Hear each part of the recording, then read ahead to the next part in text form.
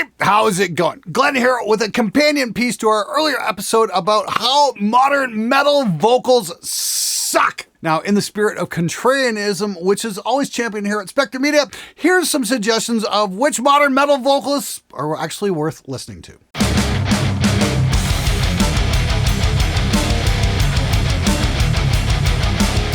Number 1, Tatiana Shmailyuk. Now, the Ukrainian four-piece band Ginger are fronted by Tatiana Shmailyuk. Again, apologies if I got that wrong. And if you must have clean and distorted vocals in your music, then you could do a whole lot worse than this.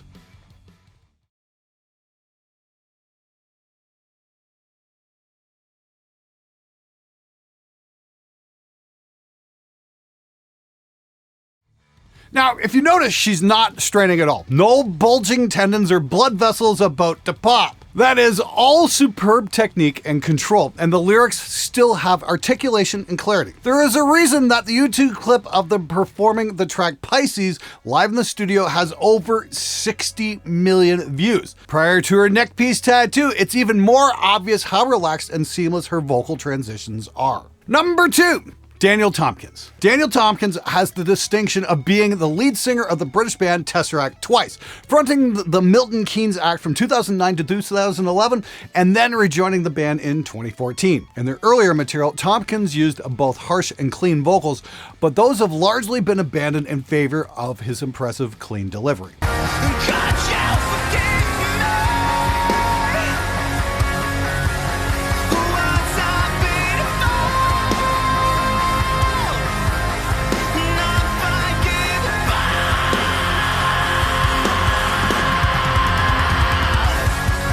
Once again, he makes this look effortless. And this is something of a trend already, which speaks to the level of training and commitment that's required if you want to maintain and develop your voice. Number 3, Devin Townsend and Howard Jones, both disqualified. It's amazing just how much these two names keep coming up in the comments on the companion episode. And yes, the comments do get read. But honestly, guys, you're just making my point for me here. Not for 1 second am I saying that either of them is not a phenomenal vocalist in their own right. Both are undeniably talented, if radically different metal singers. However, just to be clear, Howard Jones got his start in the band Driven in 1996, and Devin Townsend cut his teeth in 1993 singing for Steve Vai. If we're talking about modern metals, these guys were in grade school in the 70s, so unfortunately, they don't fit the criteria. That being said, if you have been living under a rock and you haven't heard of them, you should definitely check them out. Number 4, Spencer Sotelo. Find a nickel for every time you guys have told me I need to check out Periphery, I'd have a fuck ton of nickels. Now, whilst I may have not necessarily been a huge fan of the gent movement, if you're going to do something, you may as well be the best at it, and Periphery are widely perceived as being at its forefront. Interestingly, it's a label that the band themselves aren't keen on, but for better or worse, they seem to be stuck with it for now. Spencer joined the band in 2010 and has gone from strength to strength. He's not just a singer, but he has an excellent grasp of technique and production, and you can check out some of his videos over on Chris Lipe's channel. I'd highly recommend them. Maybe check out their song Reptile. It's about 16 minutes long, and you should have figured out whether you like Periphery and Spencer's style or not by the end of that track. We've sold zones about the kings down to knees, and now here we are, salutations. And every day that you wake is a gift that you take from the gods.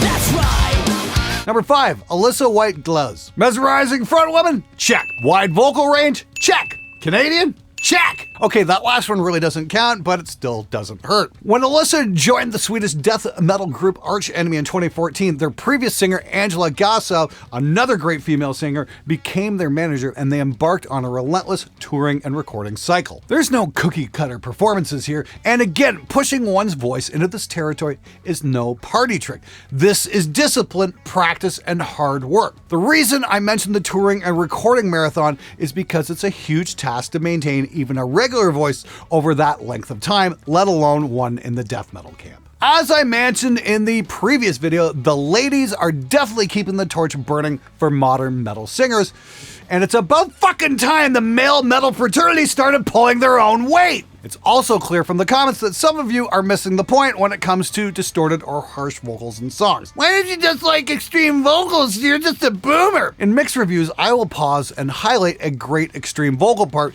Just not frequency, because most of them aren't that good. When it's executed well and it serves the song, it can be exactly what a production needs. The problem starts when bands use it as a placeholder for better songwriting, or worse, as a checkpoint because they think they have to do it. By way of analogy, I do like pineapple, just not on my fucking pizza because it's a crime against humanity. Also, quick fact check, I'm Gen X, you dumb motherfuckers, and proud of it. Number 6, Einar Solberg. The lead singer of the band Leprous has a ridiculous range. Not sure of the exact number of octaves, but it's fucking ridiculous. Unusually for a frontman, especially in metal, he's also pulling double duty on keyboards. Some of these shattering high notes are something we could all aspire to, but again, it's all about control. He's not screeching or sliding desperately up to those notes. He's hitting them with confidence because he knows his voice and trusts it. Number 7, Henning Pauly.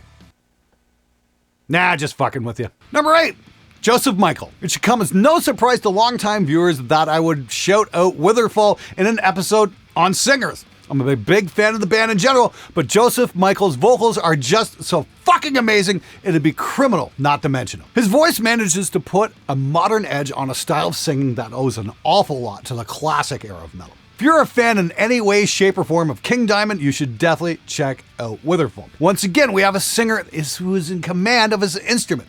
It isn't straining or reaching outside of his range, something which by now even a lot of you should have realized is kind of essential. Shadows are all that I see. Is there anyone left alive? Come and prove me sanctuary. Shadows are beckoning me.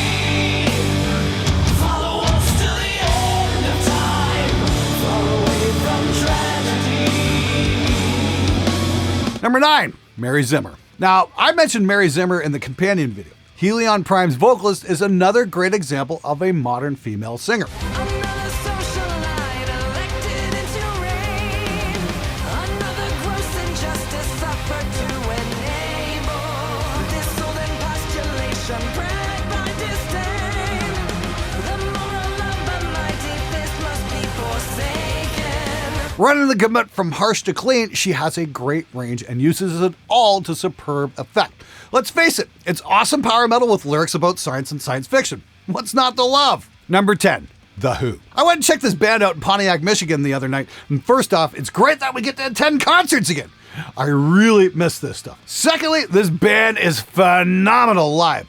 When it comes to vocals and metal, they definitely have their own thing going on. Mongolian throat singing? Hell yes! It's something new, it's something different, and they don't sound like 8 billion other death metal clones.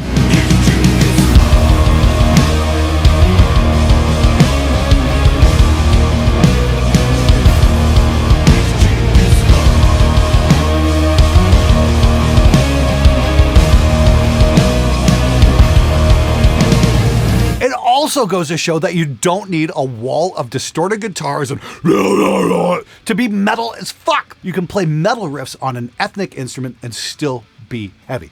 It all comes down to attitude and execution.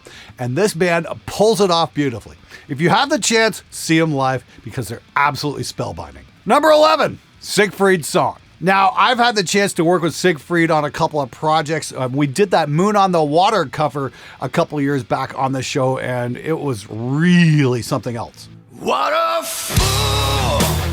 Don't know about tomorrow. What it's like to be out. Whoa!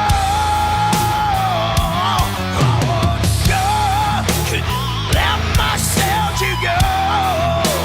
Even though I feel the air.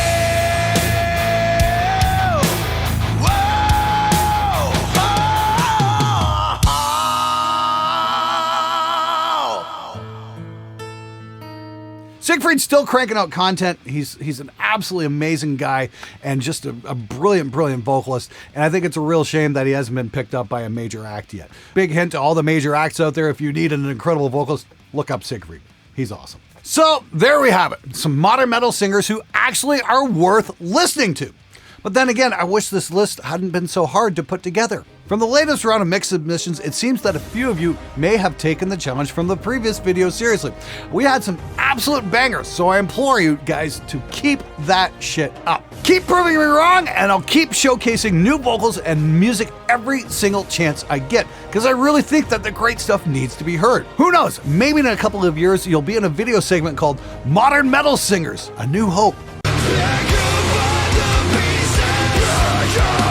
Yeah, just don't hold your breath.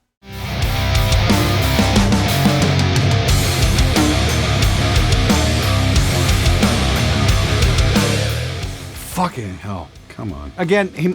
Ah! Fuck! Fuck! Ah! Fuck! Oh, fuck's sakes. Fucking hell. Like, I'd like to get through a paragraph without having to fucking stop. Ah! Fuck's sakes! I can't say this shit out loud! The fuck? You ever try repeating this?